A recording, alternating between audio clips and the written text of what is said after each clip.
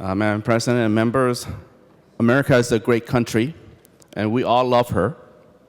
This morning, I joined a march starting from my district at the Mexican consulate to the state capitol here, demonstrate a day without immigrants. This is a strong statement, a phrase that referring to every one of us except the natives. And this rally at noon, members of the native community are also part of that as well.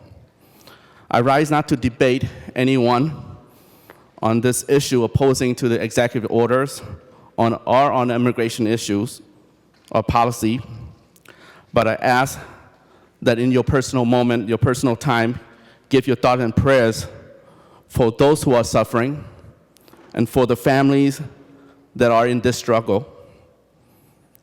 It's not easy for us to imagine the predicament of another person, let alone imagining being a refugee or an immigrant, a new immigrant, or a person without any documentation for one day. Imagine that yourself being that person for one day. Even I, who was once a refugee, find it difficult to think back to my early days of hardship, escaping government persecution at gunpoint, and living in refugee camp, feeling hungry.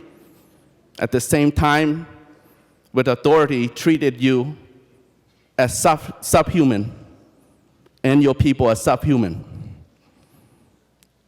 And when you finally reach the safety in this country of America, folks here tell you to go back to where you came from.